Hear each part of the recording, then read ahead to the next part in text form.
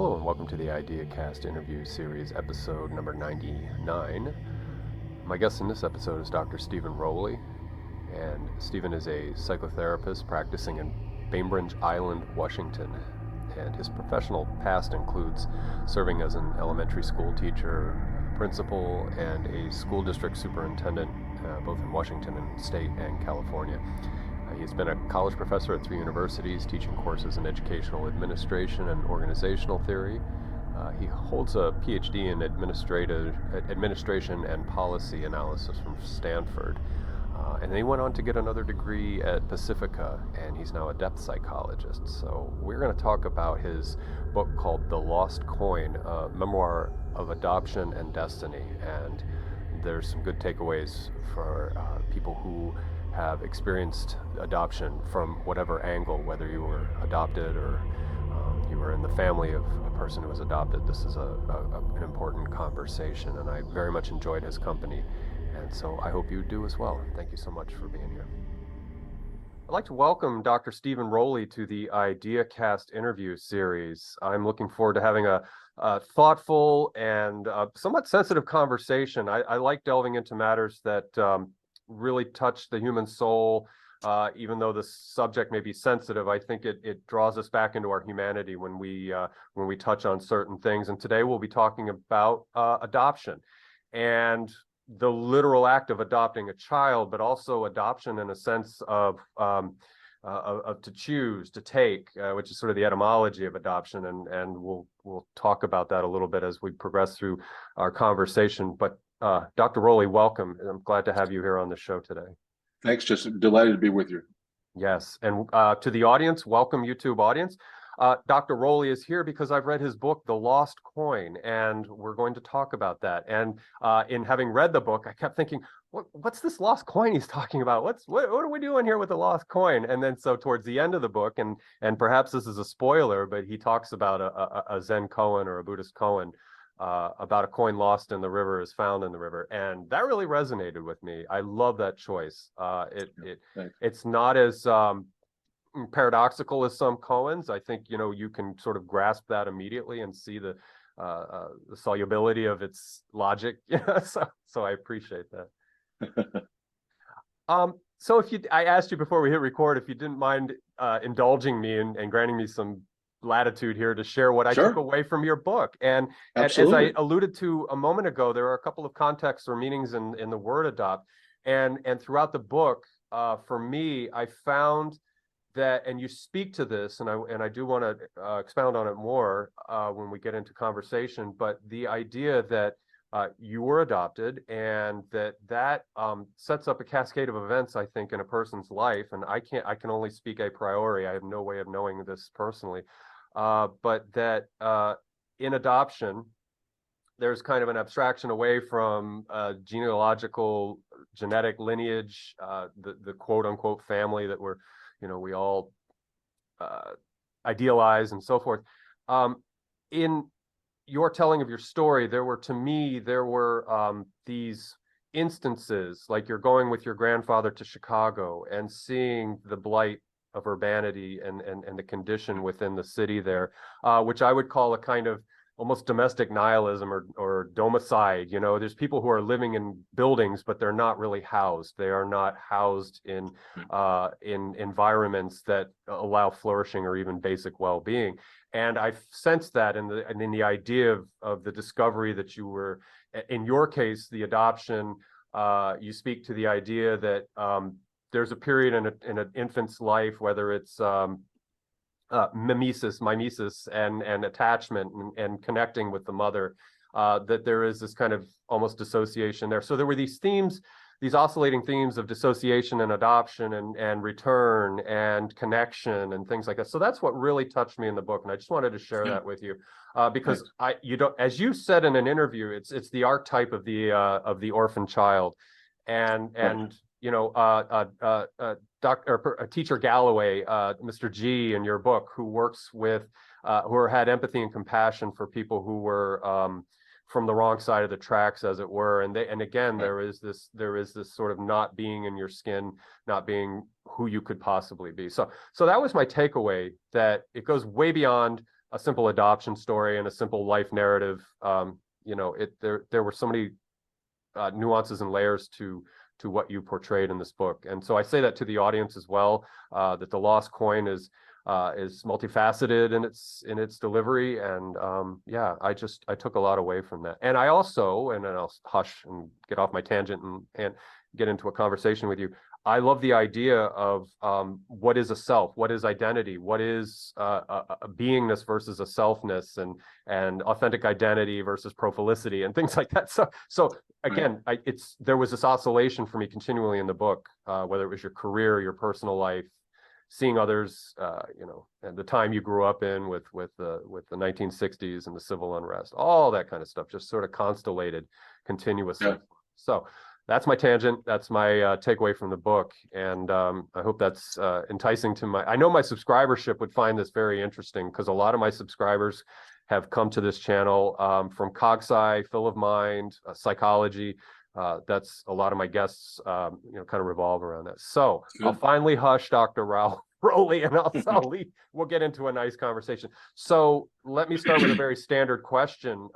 This was a memoir that you wrote for yourself, but you wrote it for the community of humanity. And so can you share with us your foray into this and what motivated your impetus for doing it? You actually hit on a really interesting question that comes up a lot with writers, and that is, as we learn to write or become writers, are we writing for ourselves or are we writing for an audience? And of course, the process of writing can only really be an internal journey, I think, particularly a memoir, particularly like this. On the other hand, you're creating story or stories, and they have to be interesting, engaging, and entertaining. And so the fact that you've got that future audience in mind is helpful to kind of keep what is fresh and bright in the mind, and what, as well as you talk about the oscillation. So, but I think I quoted Carl Jung in there from Memories, Dreams, and Reflections, which is although he didn't write it all himself, he dictated a bunch and over a series of interviews. But the quote there is he wrote it near the end of his life, 10 years older than I am right now, but with the idea that he was writing his own personal myth. And I think, and so the if you can kind of generalize about why that book is so famous and so important for scholars and general readers, it's really tracking the internal journey of his life. All the other biographers and others that want to write about him and all that's known about him, his other works are out there on display. The outer journey of his life is quite interesting in itself. But it's the inner journey, I think, particularly not only for therapists, but in writing a memoir like this, or others that I have a great deal of affection for, it's really a slice of what's happening on the inside. And I make the distinction between kind of what Joseph Campbell would call the hero's journey, and that's an outer journey, and this, I think, is more the soul's journey. It's the inner journey, and it's not only just it was my inner journey, but it takes us, I think we'll get into this, from not only, as you mentioned, from my adoption, but what happened before that, what happened at birth, what happens to the separation of mother and child, how are those orphans created? That kind of experience, that what I'll call before memory, that kind of trauma that I think is a form of developmental trauma. It's not the only kind of trauma, but in this case, that separation creates that wound, the primal wound. And now we're talking full bore into the inner life. The inner life is psyche. And I've hopefully, and in this way, getting back to the question, I mean, I really, it's not a research book, it's not a how-to guide, but I'd like to think I've done a reasonably good job of being able to write at a level of interest in language that doesn't leave the average person fumbling over a bunch of complicated jargon that doesn't mean anything. I had a friend of mine back, I'm from Iowa, as you can tell, who in the middle of the book, I used the word archetype. And he goes, people back here don't give a shit about archetypes. Just tell us a story. And of course, he's absolutely right. The power of story, the power of image. There's a lot of images. There's a lot of metaphors. And we don't have to do a lot of explaining about that. We can let the power of imagery and the story itself. You've already mentioned a couple. They're just interesting stories by themselves. You could say the story to Chicago, like, how I lost my little Iowa naivete, and they're interesting. You saw Ernie Banks and saw the Chicago stockyards, saw Black poverty for the first time. But it also begins to weave, I think, as you're alluded to, it begins to weave, or not weave, but it begins to lay the tracks for one lens of looking at the book, and that's how consciousness is created over time, both from wonderful circumstances and happy events, as well as those who were traumatic and really pretty dark. Each one of those has the capacity to kind of kick you into that next level, whether you want to go there or not sometimes. But that was another of my intentions, to sort of demonstrate that without having to draw a diagram and say, consciousness is created here. I mean, it would have been foolish. So Yeah. Hopefully that's like I say, it's made available for those who come with the lenses they bring and can find things that are most meaningful to them. And your writing was, I loved your style and the way you wrote, and to further that idea of the myth or the mythos and the allegory and so forth. I get drawn into personal narratives, human interest stories, if you will. It takes me on a journey, and that, I think, is a primal form of communication between ourselves. And now we sort of live in an age of epistemic, rigidity and propositional rigidity and things like that. And to have this very human story that we can connect with, and to the audience, I would say this isn't just and so it would really have a good impact on people who have been adopted or are adjacent to that in family structure. And, this is a powerful story, but also it speaks to a human story, and it speaks to the trials that we go through. You speak a lot in the sort of middle of the book about you're going through your career path and some of the highs and lows in that. And I know for people maybe who are educated, say master's level, and they're in a professional environment, and there's politics and infighting and all this kind of thing, that you can connect with that in this book and the narrative. So there's a lot on offer, I believe. Yeah, that was intentional, I think, to not make it just a book. This is a memoir. I mean, adoption may be one of the central themes of my life, but it's not the only one. So I think part of the challenge, as well as sometimes the fun of weaving those together, and that, I think, even in terms of formal Jungian psychology, the idea of individuation, which was Jung's way of talking about how we become who we are. Yeah. And it's a never-ending process. But to think that this is, this comes up, of course, with clients all the time. I think, I'm not sure you mentioned, I am a psychotherapist here in Bainbridge Island. Yes. That's not a linear projection. It's a trajectory. It's complicated. It has ups and downs. Some of those, as you could tell in the book, I wasn't thinking about adoption every day for 60 years. I mean, sometimes it went away. Sometimes I was stalled. Other times I had a job to have and a family to help raise and so forth. But through that other, as you say, that other sense of yearning that comes from being the orphan, the sense what comes as a result of that trauma of separation of mother and child, a sense of wanting greater connection, a sense of yearning, and that comes up just in my work. But there's a number of other memoirs that speak to this. Dani Shapiro's book on inheritance is a great example, where she discovers her father really isn't her father. It's a sperm donor. Eventually finds him. Viola Davis's book, Finding Me, almost by definition, it's this process of struggle where we think of this incredible talent, famous actress who wasn't that way for a whole lot of her life, and she had that a very difficult challenge of her internal life, and yet she somehow, there's a through line in how her own process for coming through that. So, but each one of those stories have other parts of their lives woven into it. I think that's what makes the rich texture of life, and sometimes we all need to be reminded of that sometimes, that, and also more importantly in the book, and even as a therapist, that it would be an error to miss these traumas as opportunities for learning. I think I came across, I think it was James Hillman said that, what is it, what early childhood traumas are well, it's the father and mother of our destinies. Yeah. Something like that's pretty close. Yeah. Uh, and and it's really true.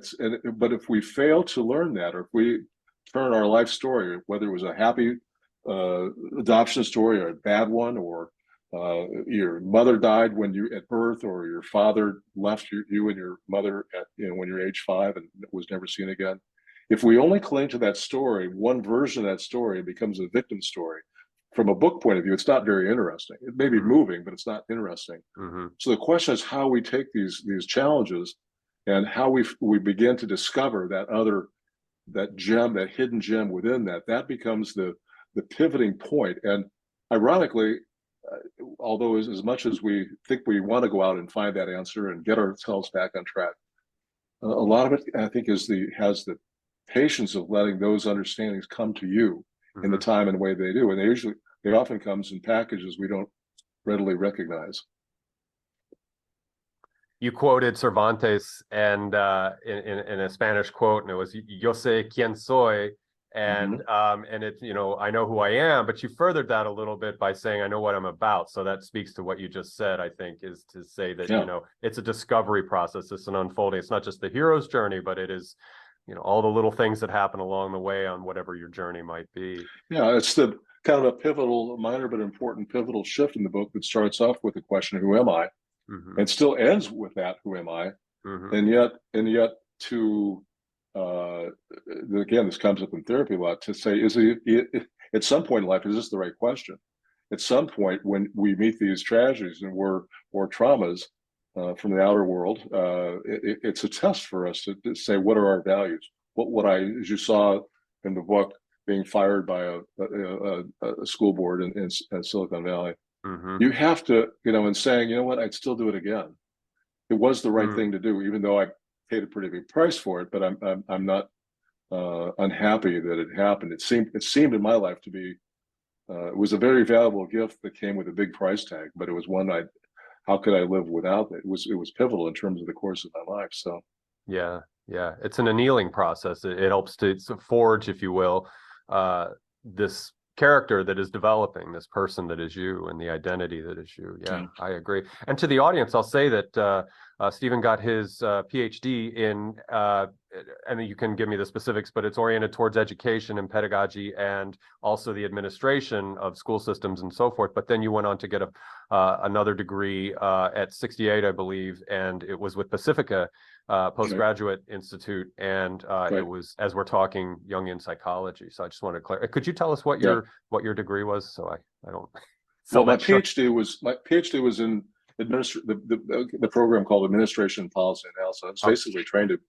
I was indirectly trained. I wasn't really trained to be an administrator, but I was trained to be a policy analyst, and was a student of Mike Hurst, who I'm seeing next week at Stanford for this book signing I'm doing. But there was still something, the allure of going back into the field, going back in to take all this academic stuff that I learned at Stanford, including a lot of great courses in organizational theory and decision making and some pretty high-minded stuff, and going back into a Title I school in Redwood City and having real teachers and real kids with real problems, nothing clean cut about it at all. And yet, as you saw in the book, it had already happened earlier. The idea that of not only having a personal vision about a better school, but also enlisting others to that vision. Not every single person, but something, as they say, getting the herd going generally west. That leadership challenge. I mean, that's another part of me, I think, that's was and is really quite strong. So so that idea of shifting out of the academic back into the kind of more the nitty gritty of life. And you saw that's another oscillation you see throughout the book, and it's sort of true even with the work I do now. It's Pacifica, MA in counseling psychology, but I had a fairly extensive exposure on my own to not only Jungian thought but other fields.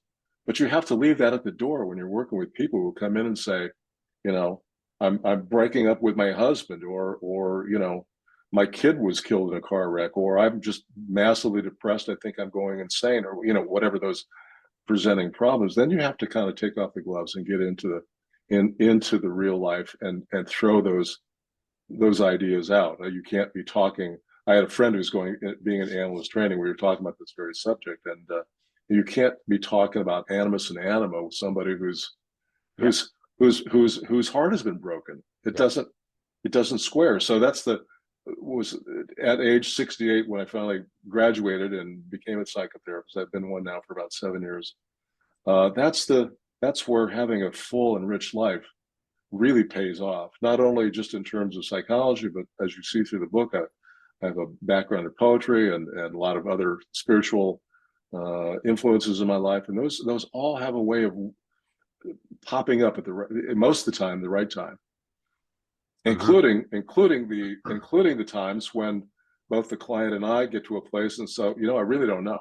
I don't know what's going on with you, and I don't know what the next step is, and that's that richness. It's as though, like a Jung's concept of the tension of the opposites. For Mm-hmm. example, Mm-hmm. I love my old man. He was a great guy. He came to all my games, and he gave us good presents at Christmas. On the other hand, my old man was a drunken SOB, and he abused my sister and beat my mom up and never paid any attention to me. So part of the tension, part of that pause, if you will, the not knowing is, how do I resolve this? Which version is it? And people, because of our culture, want to choose one story or another and say, that's the story. He really was a good old guy, or he really was a rotten SOB, neither of which are complete. So that kind of the cultivation of those moments, and I think this comes through even in the ending of the book, in terms of the mystery of the river, the coin lost in the river, found in the river. What does that mean? What's the river? What's the coin? And as I said in the book, you drop a coin in the water, you think you know where it is because you think you can see it. But we know, anybody who's been in a swimming pool knows that when you drop something at the bottom of the pool, it's not where you think it is. So Mm-hmm. anyway, it's that kind of allowing the richness and the unknowingness of psyche itself and of our own essence. It's not something to be feared just because we can't put a rational resolution around it and hold the mystery of that. I think that's part of how I finished the book. I didn't start that way, but I finished it that way. But I think also in life, there's a lot of dilemmas we're in that don't have straightforward problems. They just answers. They just don't. And if we can be patient with ourselves, and there's a couple examples with other Tibetan lamas in the book about having them just reach over and touch my hand and just say, be patient with yourself. It kind of like, it just was overwhelming. And so like, oh, well, of course I should. But Yeah. it needs that gentle touch sometime to help us not only go deeper in ourselves, but appreciate also that kind of another spiritual dimension that which we are all a part. Mm-hmm. Tell us about the dream you had about when you met the Dalai Lama and then you carried away, and then in the obfuscated psyche there was this dream that manifested itself. Yes. Let's amend that Well, to what you just said, well, because I this think was a it's real really story. This was in 2006 at the Pasadena Playhouse, and the Dalai Lama was giving a 3-day, full day lecture on the teachings of Narajuna, who was considered the second great Buddha. And it was a big deal. There must have been 60 or 70 monks on stage, all of them with headphones. There must have been 8 or 9 languages being spoken. He did not speak in English in this one. His other public ones he does, but he had his translator there. So it was so we had books and we read along with him, and he would talk for a long time. And his translator would go back over. So and sometimes there were people sitting behind me who knew Tibet and then were laughing at stuff that were like, what's the joke? I don't know. But anyway, so they were kind of grueling in their way. It was a lot to sit there. So, but after the second day, there was this. I was part of a special group. The leader, the guy who helped create this whole event, was very close to him and to the family. So I was invited into a small reception at a hotel close by in Pasadena, and there were maybe 100 people in the room, including His Holiness. And John, I'm not sure John Cleese was there, but I saw him around. Katie Lang, Sharon Stone was on the dais with the Dalai Lamas. My friend Tom Thorning was there too. So it was a perfect balance, because I think in the book I described, he's up there just he was hilarious. He's talking about how he'd been sick and his bowels were working now so much better. And he described how how all of his orifices are working. People are howling. Sharon Stone, on the other hand, is sitting there in a mudra trying to like be Yeah. spiritual and look cool. But it was a delightful contrast between a guy who now wasn't the Dalai Lama, he's just a regular guy, Hmm. a delightful, charming, erudite, down to earth. And Sharon, as I got to know her later, was that way too. Well, anyway, so that night when I went, I was staying in a hotel nearby, and I had this dream. And I'm a pretty prolific dreamer, a vivid dreamer anyway. So the dream was that I dreamed that I saw the Dalai Lama in EMT, emergency service people, clothing, same maroon and gold colors, not his regular robes, but he looked like an emergency worker. And so there's this kind of a bundle that looked the size of a baby. Mm. And in the dream, he hands that over to me. I take that, and he reaches over in the dream and touches my head. And there's this huge explosion, golden light everywhere, just so profoundly, just beyond words. And I sat up out of bed after a second. So what happened? What was that? It was unbelievable. I couldn't get the image. I still don't have the image burned in my mind. So the next morning I went down, when I went to the playhouse, I went down to the door to the green room and saw my friends who had started this. And I go, you'll never believe what happened. I can't believe I had this amazing dream. I told the dream again, and they're all kind of chuckling. And one of them leans over and says, "Hey, stupid, that's the way it works. Don't you get it?" It's like, oh, I felt that this, as it happens in the dream, this was another form of transmission. This was no ordinary dream. Did he send me that dream, or am I just making that story up? To me, it's irrelevant.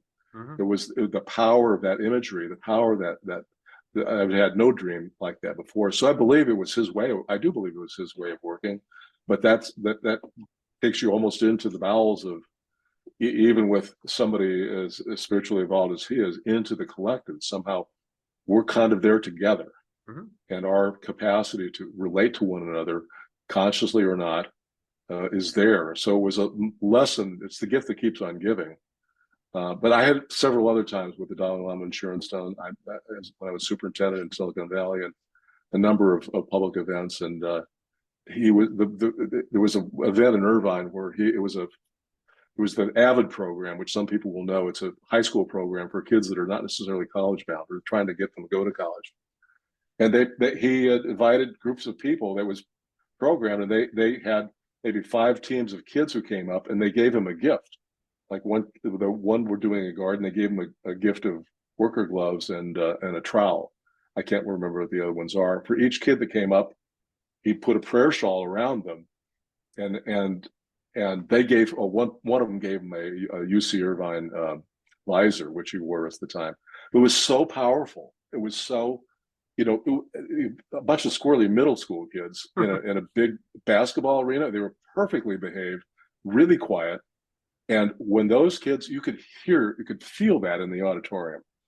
It was just that powerful and just that simple. And that's the kind of, you kind of go, that's something to strive for. That's something in its utter simplicity. There's not a lot, no spiritual jargon. There's no deities or no meditation. There's just, an older guy with a great sense of humor and a big heart with a bunch of kids who were understood the prayer shawl on some other visceral level.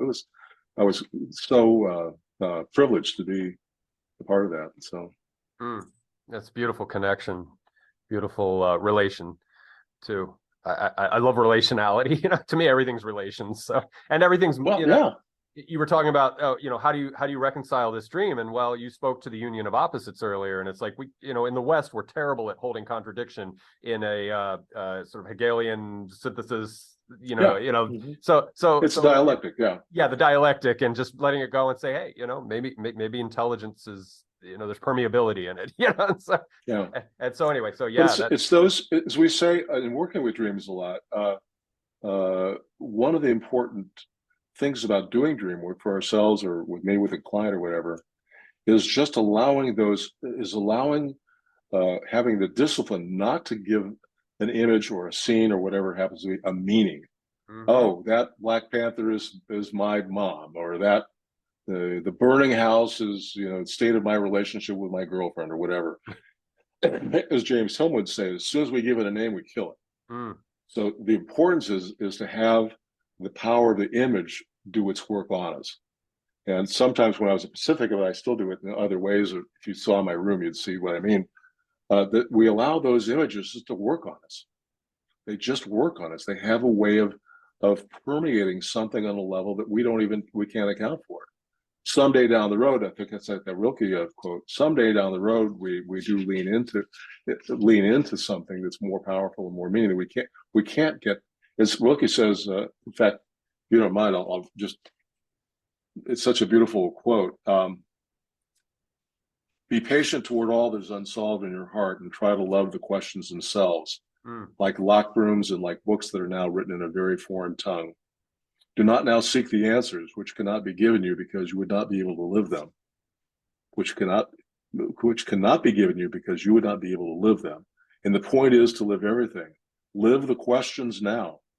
Perhaps you will then gradually, without noticing it, live along some distant day into the answer. And has such richness and potential, but it's also telling you, and this happens in therapy, I think it happens in our own lives, you're not ready for the answer. It's like in my own book. If I would have run into my birth parents or know who they were, or found my birth mother when I was 20, as opposed to being 40, or somehow, before you died, my birth father, it wouldn't have been right. The timing would not have been right. That's again back to the Jung quote. It's like, this is the time to write this book. This is the time for me to complete the story of my own deeper understanding. It had to kind of travel that path, and I think it begs the patience for some people, but I think somehow other people kind of get that intuitive, like it's okay not to know, or it's okay not to discover my birth parents, or maybe it's okay that I'm never going to discover my birth parents, because that happens. It's a real thing for adoptees. We want to find them, we can't find them even on Ancestry.com or 23andMe, but we believe they're out there. We know they're out there, live alive or dead, they're out there. Yeah, and to invoke another Jungian concept, that the relating with and allowing the daimon to work through you, or work with the circumstances to sense make in a very abstract way that may not make sense to you, but the sense making is occurring nonetheless. And so, like you said, timing is everything, and maturity or resolution or whatever it is that's being, that the curiosity or the will is moving through, that makes a lot of sense. And we have to be patient with that, I think, and all of us struggle with that, and I like that. The very idea that that somehow there is a guardian angel, a diamond, there's another invisible force that seems to be guiding us, even though we kind of turn around trying to find out where is it. And yet, I think for many people, maybe most people, when we look back through the rearview mirror of our life, kind of go, how'd that happen? And how did I make it through? I mean, there's all kinds of things I can't explain it all. How I didn't get arrested, or how I, something worse than that didn't happen. Right.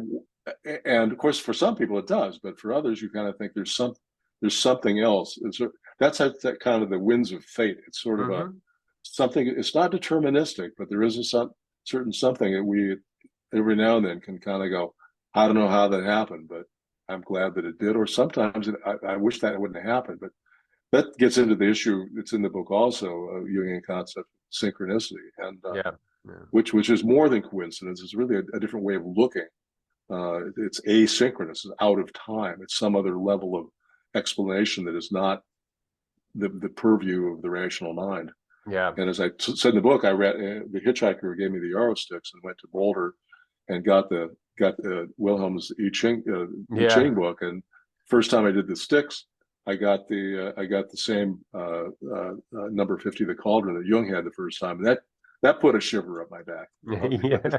Yeah. Again, and I may be taking liberties with the daimons, the concept of the daimon, but I almost think it's this sort of will that is superior, and I mean that in the sense that it is above, perhaps, of the petty wills of the ego. So if there is, my idea of ensoulment is the psyche itself. It's what you and I are doing right now, and that we are intelligence, expressing itself. And so yeah, that the drive and the impulse that may be much greater than ourselves, that is curious perhaps, or playing, or whatever it is, that it's doing. Yeah, the diamond's archetypal, and by that very reason, we excuse me, whatever visual image we may have or representation we have, or even for ones like The Orphan. I mean, the book I quoted by Audrey Punnett, The Orphan: A Journey to Wholeness, is a beautiful cover of a orphan-like figure on that. But the image is only the representation of the archetype. The archetype is less image than it is energy. And this is sort of the kind of one of the handoffs. I'm overgeneralizing here, so I'm probably mangling something and saying it this way. But as Jung's emphasis on image, and when Hillman took over the Jung Institute, and they had to kind of, I'll call it the handoff from one to the other, it was Hillman's, that he was the progenitor of archetypal psychology, as well as one of the others at the same time who were involved with archetypal astrology. But that archetypalness, it doesn't neglect or negate image, but it begs the question of the what's the word I'm looking for? The many gods, the many energies, the many faces of that. So your explanation to you, my explanation to me, they're both right, as long as we are reasonably sure we're sort of in the wheelhouse of that particular energy as it speaks to us. Yeah. Yeah, it's a sort of salience recognizing of patterns. And I like to dabble in the thinking of Whitehead, and he talks about eternal objects, which are very much Platonic, and that's kind of, to me, correlates with Jungian archetypes, that there are these we don't have to take any of this literally, but that the forms inform us, or they are they're salient to us when we are engaged or in reciprocity with something phenomenal going on in the world. So yeah, I love all that, and again, it could all be taken as allegory or metaphor, but it doesn't matter. It still has its this is ability. Push the issue just a little farther about archetypal astrology. Was kind of timing-wise, it came from long ago. The famous Thomas More, the great psychologist and author, did I think his PhD dissertation was on Ficino, from Renaissance poet and priest, and he was the initiated, and he wasn't the first one dealing with astrology, but the idea is that each of the orbs above us, as above, so below, have not only their own archetypal essence, but they also, in relation to one another, what we call the trances, or in a natal chart, or in another chart showing your trances, have a relation, have different aspects of relationship to one another. This is the theme that is wonderfully built out in Cosmos and Psyche by Richard Tarnas. I mean, his emphasis on the outer planets, which are the ones that are considered generational, not the inner ones, not Mercury, Mars, and Venus, and so forth, but the bigger ones that are that oscillation, as to use your word from before, oscillate through the centuries.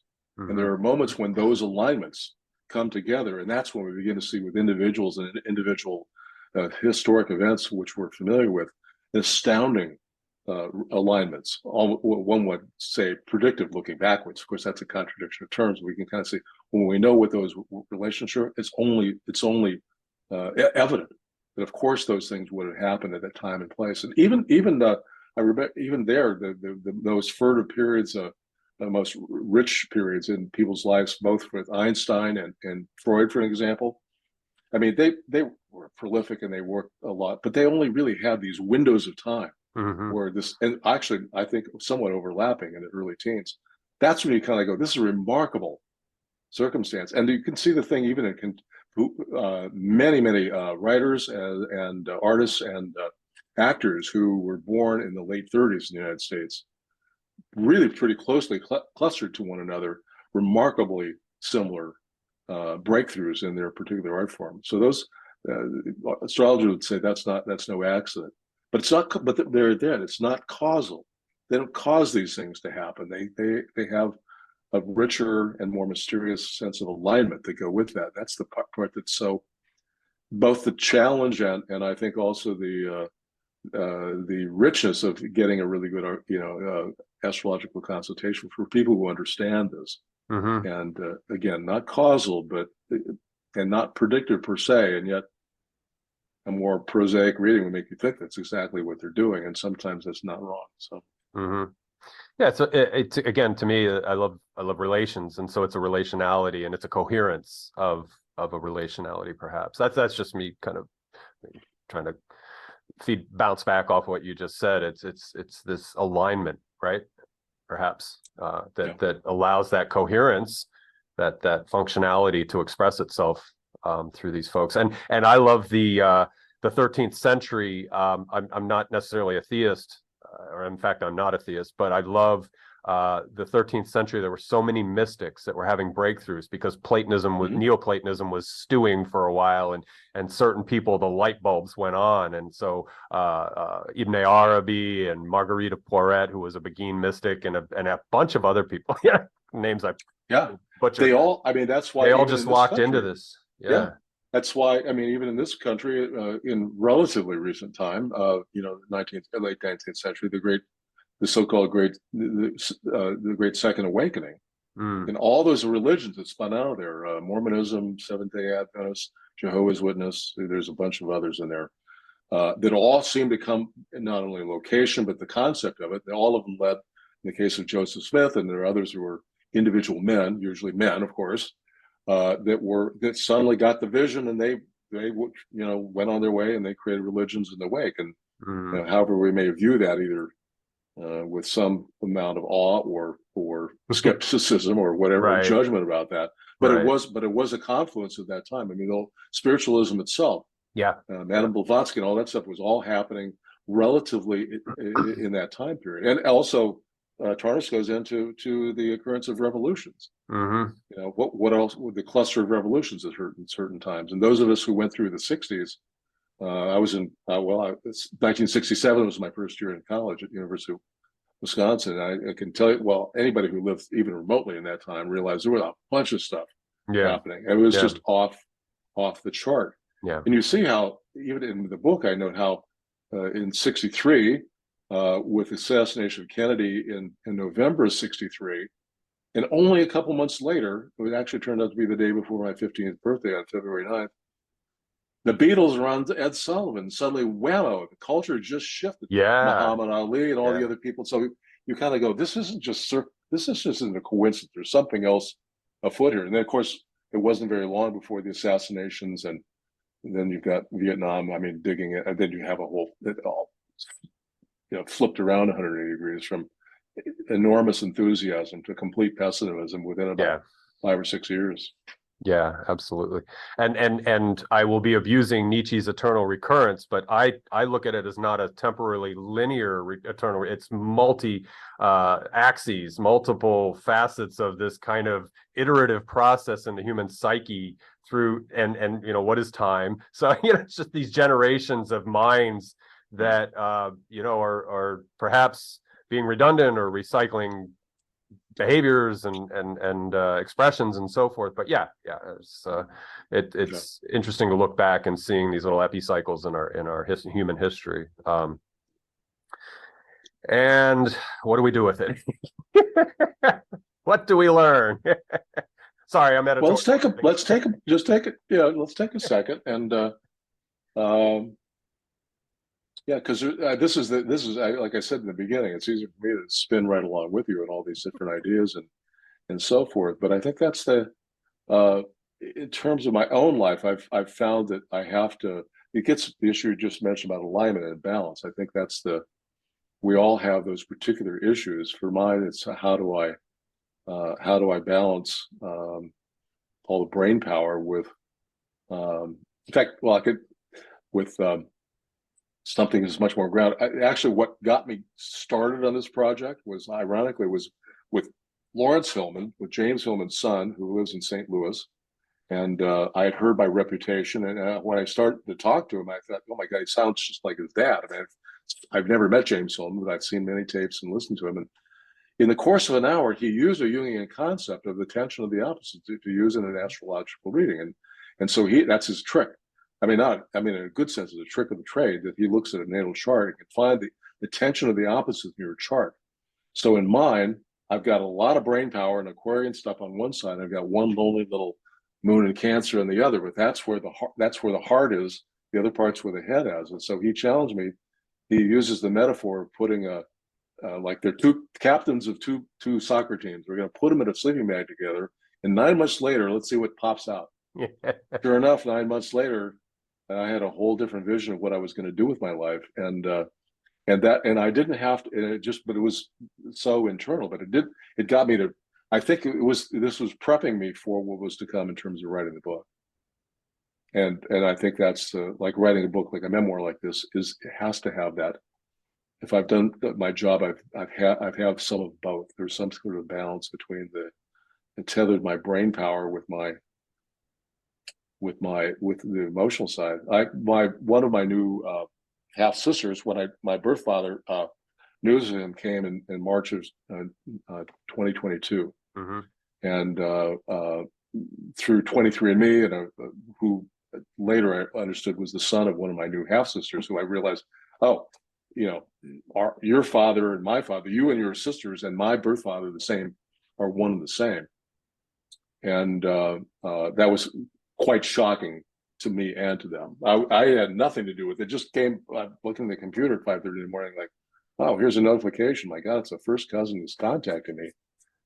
But it was interesting because later, when this was not too long ago, after one of them read the book, and they said, well, it's obvious to us that, or to her anyway, she said, you got all your brain power from your mother, not our dad. Oh, but you really? got your athletic ability from dad. He was a letterman in 4 sports at a big Midwestern university, and it's sort of like, yeah, well, there's that's the two sides of me right there. So yeah, it's interesting how the real world kind of intruded into the psychological dimension and kind of go, yeah, that's really quite amazing. I didn't even think about that until just now. Yeah, that's it's all flowing, but for the revelation to you, yeah, that's interesting how that revealed itself. And also, what I took away in your early childhood was that you looked at your adoptive parents, and you had what I considered you to be somewhat empathetic as a child, and somewhat in touch. You mentioned your heart. Well, I think in the way you portrayed yourself as a child in this book, that you were attached to you were open to your heart, you were connected, and that the athletic ability that you spoke to, yeah. And I was differentiating from how you described your adoptive parents, and so that for me, and maybe I'm projecting here, but that just struck me to later then have the revelation of who your biological parents were. And you talk about your mother when she was young, and she was sylphic and beautiful, and then your father was athletic, and your mother was deeply intellectual, because I think when you made contact with her, you were having some fairly deep conversations. And so yeah, it was she was living in subsidized housing in an urban area back east, and had been out of a halfway house for only a week or two, where she had been for some time, and dealing with major drug and alcohol addiction. And I thought from the correspondence I got from a couple of her daughters that she had been wandering the streets and may have been a typical bag lady, so to speak. And when I first saw her, well, she didn't want to see me at all. She said, "What the hell are you doing here? I didn't give you my address." Yeah. But it was only after we began to talk, and she began to tell me about all of her books that were in storage, and light bulb went off. I mean, what do you mean you have 500 books in storage? And then over my shoulder on the wall, she pointed to in fact, I have one over my wall. Can you see that picture? That's a Kandinsky right there. Okay. So she said it was a poster from an otherwise barren, apartment building, and gave me a lecture on that particular year. Oh, this is 1938. This is before Kandinsky came from Russia and came back into France or Germany, where he was coming from, and went on about that particular period. It was like mind blowing. It's like and she also rattled off Ronald Reagan was running for president, and all the Democratic challengers at that time. She knew every record to a T. I was just dumbstruck with that. So, of course, that was just sort of more tangential to the actual experience in the book that I call The Mother and Child Reunion, where I do tell a joke was a Ronald Reagan joke, which at the moment I'm not a good joke teller, but I had one up my sleeve and it worked. And but as she erupted in laughter, as did I, with her own laughter, then everything was revealed. Then there was this like psychic opening that was like a Spock mind meld. I could see, and I could see myself in her eyes. I could hear myself in her laugh. I could feel her think. I could feel her whole very being, and I think it was instantaneous for her too. There's no other way to describe it. It was just that powerful, and there's nothing to do with that. I mean, you just kind of, we spent the rest of the afternoon talking, and I lost notes from that day and so forth. But that was it's like the Whitman quote: "We were together, I forget the rest." I mean, we were together, and some of the detail, is less important than that particular. Which, by the way, I'm going to, since I was born at the Willows Maternity Sanitarium in Kansas City, Missouri, which was a very prominent home for Udwin mothers, where they came from across the country. Kansas City was the hub of adoption in the 40s and 50s. And I was only there for 10 days, and she went back to Iowa, and I went on to another part of Iowa to a boarding home for infants for 4 months. That building is no longer physically there, but another colleague of mine and I are giving one speech at the Association for Writers and Writers Programs in Kansas City on the 9th of February. And on the 10th, we're going to be at the Kansas City Library, just a mile or so from where this building was, and it happens to be my 75th birthday. Oh, wow. So when I saw that advertised, Kelly Parr, who's written about the Willows, I saw it. I said, we've got to get a gig that day. If I'm coming to Kansas City for this one thing. So we weaseled our way into a talk at the library. And so that just for strictly sentimental value. But there are a lot of people from the Willows who live in the Kansas City area. They were from there. And the grown-up daughter of the couple that started is there. We're about the same age. So I don't know how many people will show up. I know Kelly has drawn big crowds, so I'm just hopeful that it'll be rewarding. Yeah. I know it will. Nobody could show up and still be rewarding. So no, I think people will show up, and I think the camaraderie or the connection will open up dialogue or conversation and connection. So that should be interesting. Was the Willows a state entity? Was it secular? No, strictly private. As I understand it from Kelly and his books, he's got 3 books about many people who went through there, including his mother. There were probably 8 or 9 different of these kinds of homes, because Kansas City being in the central part of the country and a lot of railroad, lines running through there. But some were, 1 or 2 were pretty nefarious, kind of fly by night. This was the opposite. This was like although my birth mother and her family were not people of means, but they had enough money to send her there. But it was more like it was like a finishing school almost. I mean, they taught etiquette. I mean, you had to dress properly for dinner. You had to be shown how to use the silverware and the napkins, and how to, how when the food was passed or you went through a buffet, exact way to do it, and all of that. So it was a very legitimate enterprise, and all private. But they did a lot of advertising. They did a lot of advertising that I learned from Kelly's books across it would not have been unusual to see one of their ads in like a New York magazine.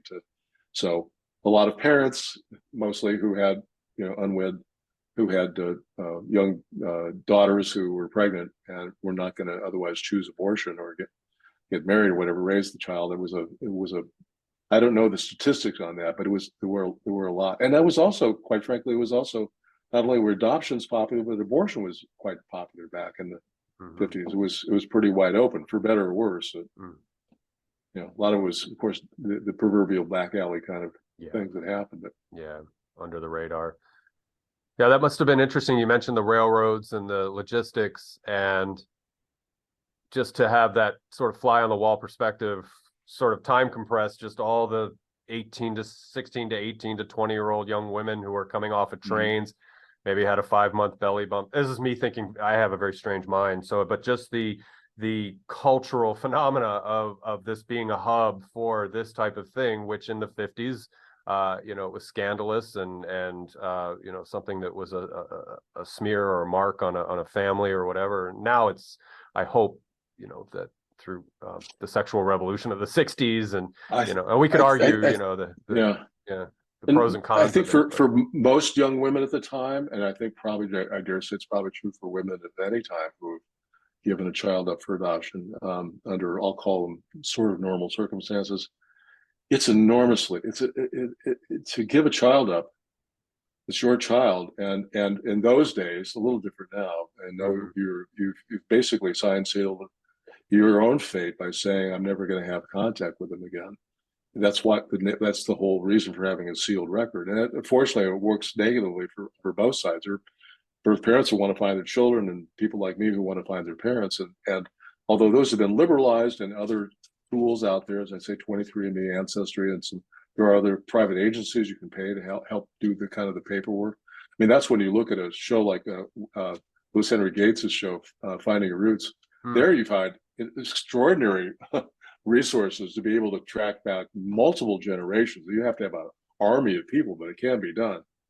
But I think, nevertheless, that's the conundrum of not only my circumstance, but that the sacrifice to give up a child to never be seen again, regardless of what the circumstance was, how you became pregnant, is got to be just a god-awful, powerful sacrifice. That said, she knew at the time, and everybody else associated with me and so many other adoptees, that sacrifice allowed us to have a life we would have never had I been with her. So despite the yearnings for connection back to her, I can also say at the same time, it's thank God I didn't grow up with you.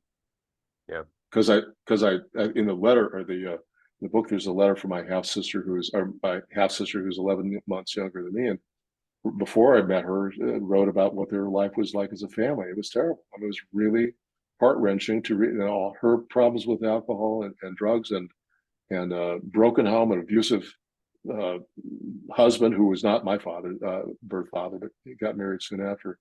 That's a fate I escaped. Yeah. And so that, I think, one of the impetus, I think, for the big aha in writing this was, in fact, the feeling like I was meant to write this book. I was meant to write this book at this time of my life. And for whatever impact or whatever message or whatever connection that creates out there, I can't know or can't predict. But I think that as I said at the end of the book someplace there, I also had a feeling that ancestors were with me writing this, even in the writing process, sometimes when I was, or editing and whatever. And it's as though some of the characters demanded to be in the book, and others I cut out, even though there's some really important people in my life and important events that didn't make the cut. That's some of the mystery and magic of this. But I think that kind of that ancestral energy, that ancestral weight, the presence of all those. I mean, I have her picture right here as we're speaking that I describe in the book. It's been with me the last 2 years, sitting right here by my computer. And I only have to look at her right now and say, here's as cute as can be, 18, 19 years old, with a little, it was an Iowa Women's Army Corps green jacket, military jacket with a beret. And you just look at the absolute picture of sweetness and innocence. And then you flip, 40 years in the future. And as I described, you're looking at someone who's been broken down by life. Not entirely. They kind of go, well, she was haunted. Yeah. She didn't have to tell me that. And except for when I asked her, as I say in the book, which was a dumb question to ask because I knew the answer. Do you remember me on my birthday? And of course, yeah. The answer was, of course I do, every day. In fact, she told her own other children, the 3 others, about me. And when I met 2 of them anyway, they said, we always thought you'd come. We always thought, like, the empty chair at the table was you'd come and fill it someday. It was amazing. Amazing faith. And so in one level, they kind of go, oh, you're here at last, which was beyond surprising to me. It was just, you have to take a big gulp of air and kind of go, wow, that's really something. So. Yeah. Well, I'm glad you said what you've said in the last couple of minutes, because one question that arose for me, and hopefully this isn't too personal because we've been talking about it, but the trajectory of your birth mother's life, the altering of that trajectory by the stigma and the just like you said, the deep trauma of giving up, you know, what is instinctually and in the impulse of maternity and motherhood. You said, you know, I'm glad I didn't follow you know, I wasn't Right. housed with that mother, but I'm wondering how much of that dysfunctionality would have manifested and unfolded had she kept you as hers to raise. Excellent question. Yeah. And we can't know. I can only suppose that the wrenching trauma of giving a child up was with her, just the way that I understand from a depth psychological perspective, the things that we carry within us. Mm-hmm. And if they're unconscious, well, by definition, we don't know, but we can get a pretty good guess. But you couple that with the fact that the guy that she married, and it turns out, as it's described in the book, was abusive and, you know, really abusive. And it was the wrong man, even though she had 3 kids with him. Those two coupled together, I mean, she could have had me and married the wrong man anyway. And you're right, it could have ended up just the same. Or she could have married a better guy and had a healthier life, but might still have been dogged and had the ghost of some of these events, your secret, let's say. Sometimes they're a secret, sometimes they're not. We can't know that for a fact. We can only look at the behaviors. In her case, it wasn't just you know, drug and alcohol addiction, moving place to place, never being able to settle with another man, not being able to hold a job. That's clear behavioral evidence in my mind of a particular kind of trauma. Yeah. And you spoke to a trauma that after you left Willow and you went into this sort of liminal stage or space that and this impacted me because producing a child and rearing that child into maturity is such an act of patience and love and compassion. But you were talking about that critical moment or that critical stage in development, and I briefly touched on it earlier with interjection and things and attachment and things like that. You've been on that journey too, of recognizing that trauma of not having that critical period of attachment to the mother, in all the ways that healthily. Yeah, you can. We won't run totally down the whole road of child development, but that particular period of time. I mean, there was, I think, since I later met, in fact, I did a presentation with one of the other directors of the place. I learned more about these homes. So I'm going to assume I was with a good family or a good enough mother. Intermediate. But it's not the same as the bonding.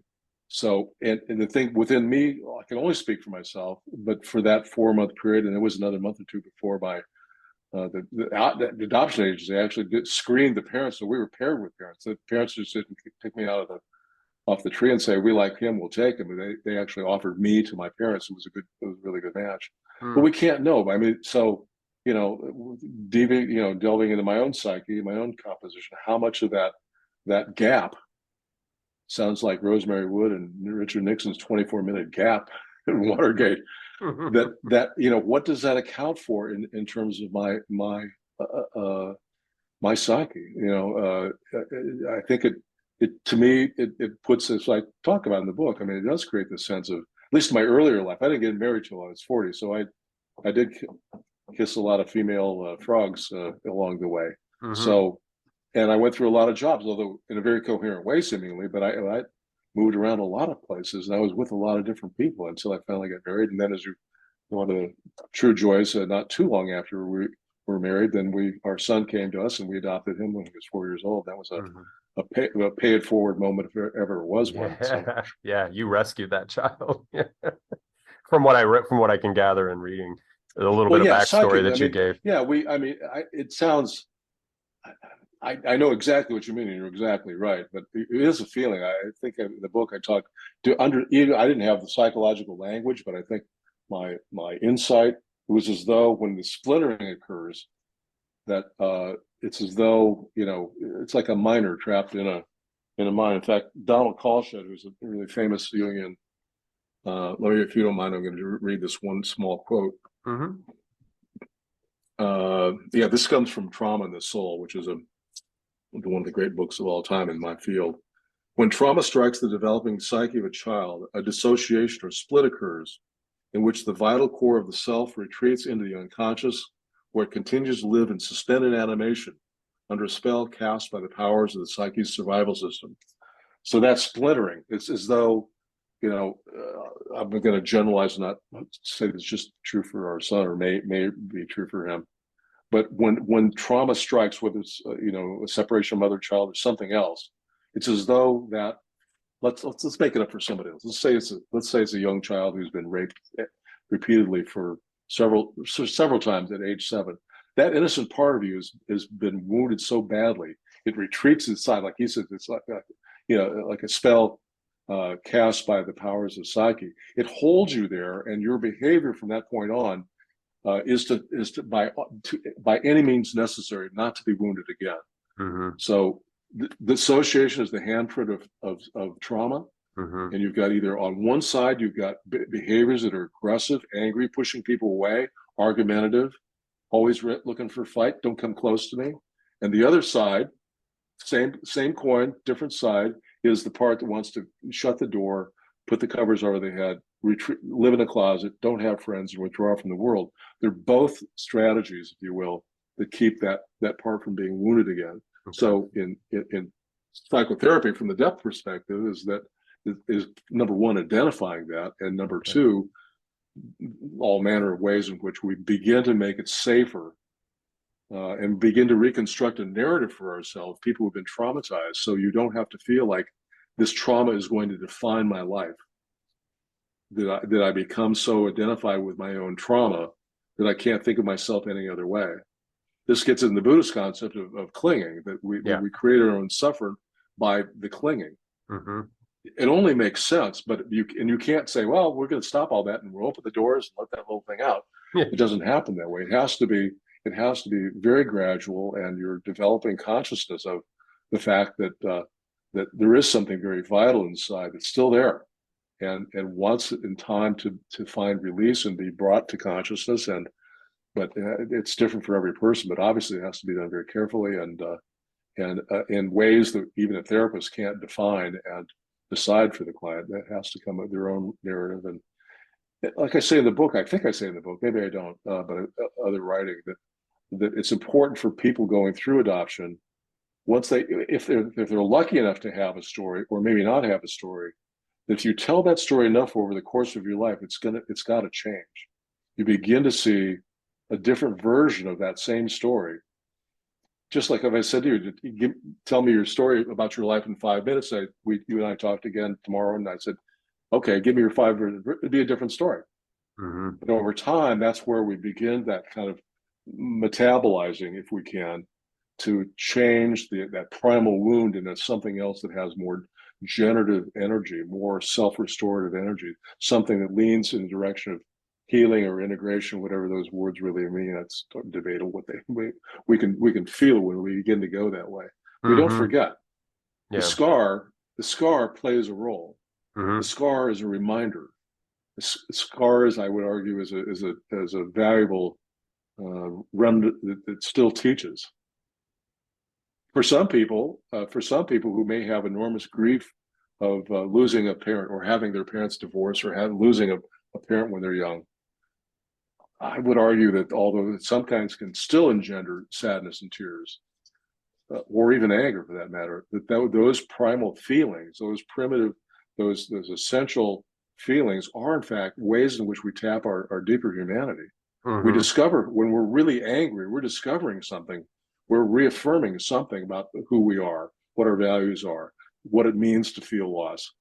And this is something that probably lacks in our own society right now, is that we're so afraid of we're so addicted to being numbed up. We don't allow those fundamental deep feelings to be felt, because they seemingly are overwhelming. So we have to find ways in which we can tolerate or go back again and again to let ourselves tap that humanity. So our grief, our anger, our sadness, as well as our joy. But without those, then we become numbed up ourselves, or what people like Donald Kalshed and others would call a trauma trance.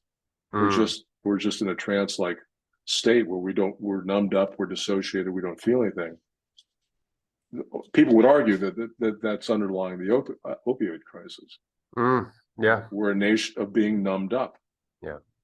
For whatever reason, without judgment. We just say we're just being numbed up to avoid pain. So we want to be pain intolerant. We don't want to feel. But of course, now we look at the behaviors in our country and elsewhere in the world and say our behaviors tell us we're miserable. Yeah. It's manifesting, and as is the individual, is the collective. I'm starting to figure in my older age, in my years, and it reminds me of this Jane Hirschfield quote that she wrote into the book she signed for you, and is basically, don't be afraid to open the window 6 more inches than you're comfortable with opening. And that speaks to the thing was the key dear Steve, the key to poetry: open the bedroom window another 6 inches. It's like so powerful. I mean, it's like, because it can mean anything, right? But when she, when it was in fact, I was telling her the Dalai Lama story when I'd only been there a couple of weeks, but it was just the power of that metaphor, which is one of the reasons I like her so much as a poet. She has that. She would reject the idea of being called a Buddhist poet. W.S. Merwin and others, Gary Snyder. So I can probably say it. So I'm not her, but the subtlety and power of language and metaphor and image, and the suggestibility. What does that mean, the extra 6 inches? What does that mean to open it more? I mean, it's evocative, right? It just kind of gets under your skin and kind of go, wow. So anyway, I felt like she saw right through me the way that she wrote that. It happened, as I mentioned, at a time in my life after I'd been fired. I was in a pretty dark space. And I think in the same chapter, I mentioned seeing Leonard Cohen in Oakland, and that's on my website. His famous stanza from Anthem: "Ring the bells that still will ring. Forget your perfect offering. There's a crack in everything. That's what lets the light in." And as I do that with patients, with clients, I say the crack in everything lets the light in. Okay, that's cool. But forget your perfect offering. That's the part is the humility. That you can't be perfect. You're not going to have some bolt of lightning. That's by the fact I had a dream that seemed like that. That you have to be humble in the ways in which you recognize that crack is a painful crack.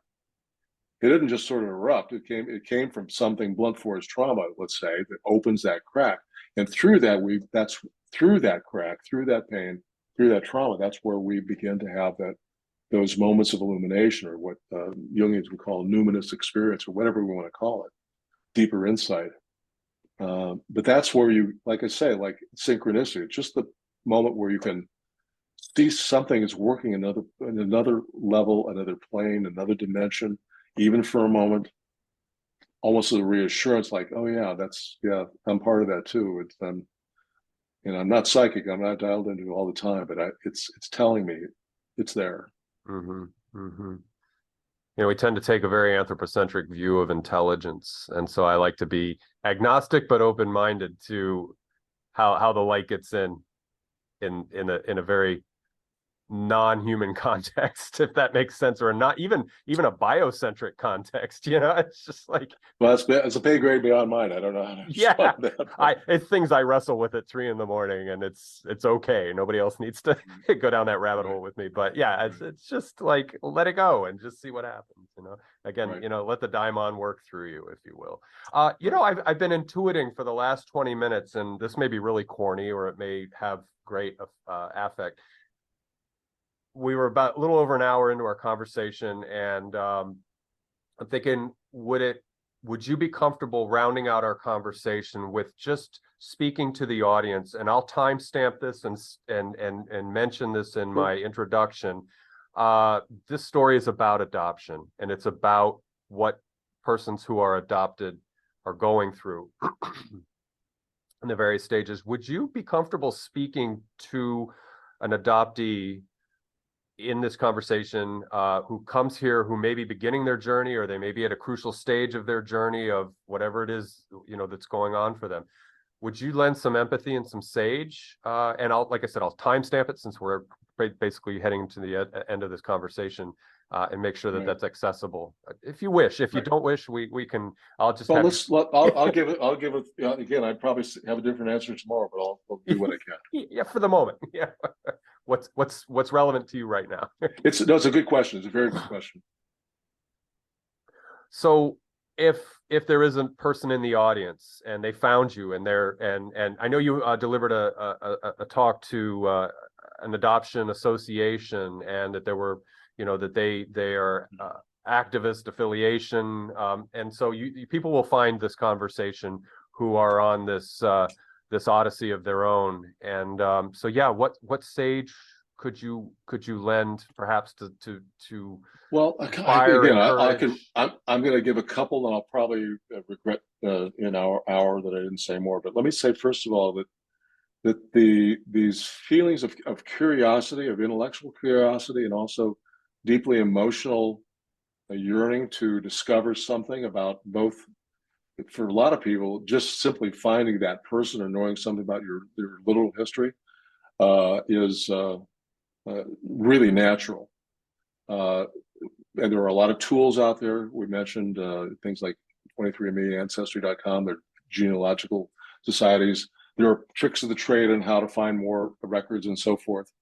And you may be successful with those and you may not.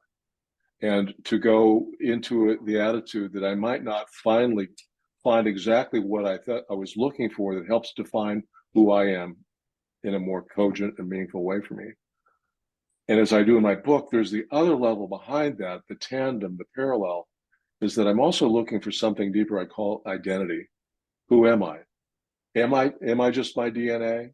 Am I just the product of the parents I grew up with, or the product, or didn't become the product of the parents I didn't have?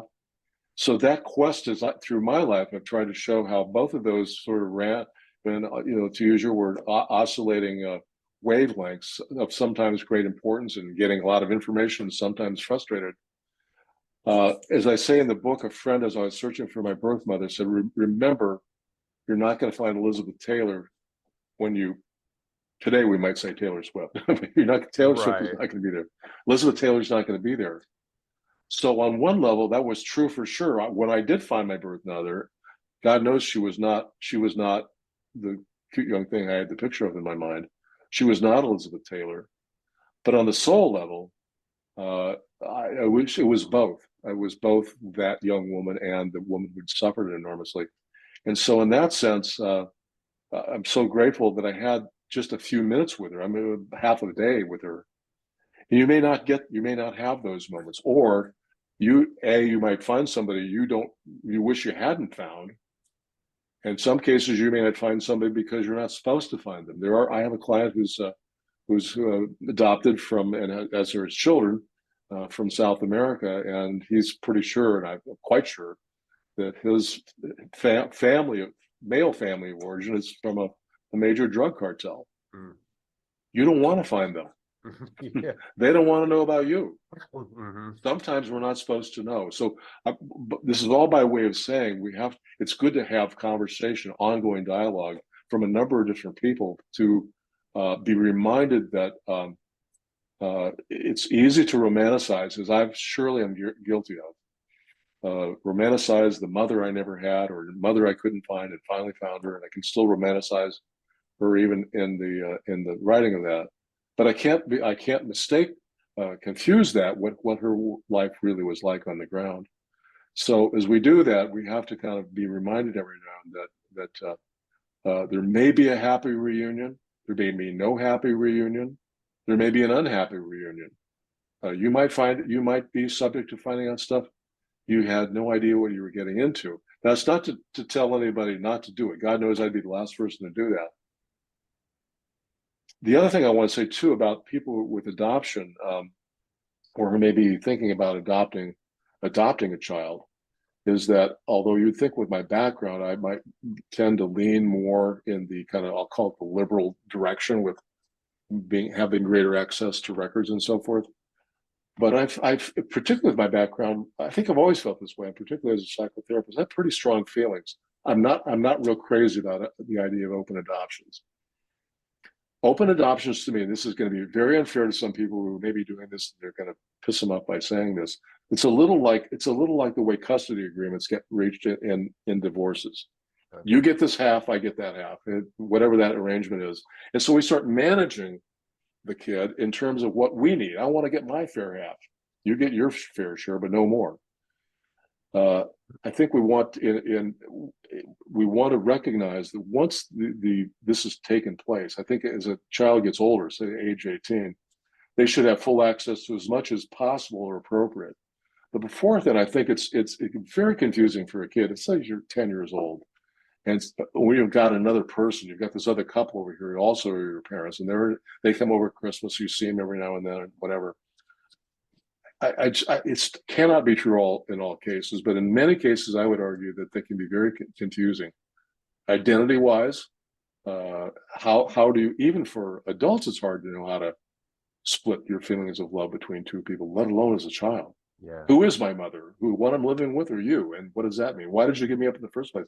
Very confusing. So I think we have to have a hard look at the realities of child development in the process, whether you're adopting or being adopted. Those are very foundational experiences that cast our lot for the rest of our lives. So when we're messing with lives, or we have to, or the ways in which we approach finding a birth parent, to be, I think, very forgiving and understanding why we were given up, and to recognize the feelings we have associated without going down the road of judgment. It's just not fair. Or to presume something. It's just not. So I think it pushes the issue that your search is, in fact, in the long run, if you do it well, regardless of the outcome, is a huge experience in your own personal growth, regardless of the outcome. If you have the patience and the insight to treat it that way. And I think you treat it as it becomes, as I said in the beginning, it is a soul journey. You treat with and that soul does not have a gender, does not have a race, does not have an age.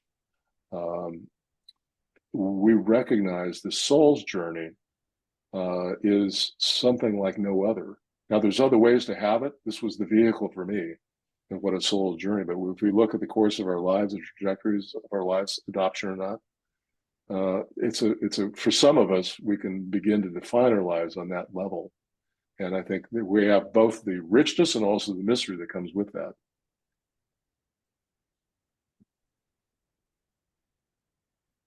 I'm just trying to imagine the resonance with a viewer that found you and found this conversation, and I hope there's value. I know there's value in it. I just hope that finds its way to, as you say, with synchronicity, where it needs to go. So thank you for that. Of course, you asked me, and I did generalize in ways, but I think when you get down to individual conversations, by the way, on my website, there's contact information for me, and people do contact me, and okay, it's not for therapy, but it's sometimes it's really reassuring to know people who've done what they've done and glean a little bit more that's very specific of their own circumstances. So I'm happy to be available for that. Okay. And for those viewing, if you're on a mobile device and maybe not, it's harder to access the description field of this video, I will have contact information for Stephen down below in the description field. So if you can endeavor to find that, again, on desktops and laptops, it's a lot easier, but I know when you're on a mobile, it's a little harder to kind of find all that stuff. So anyway, I'll make sure that that's available. And I think that's a wonderful place to leave this conversation, to have just lent your sage to those who are seeking, whether it's familiarity or a waypoint, or connection through the words you just shared with us. I hope that has that value. But I've really enjoyed this conversation. It's fitted very well to the theme of the show. My show, it's like Seinfeld. I don't really have a theme to this show. I'm all over the map.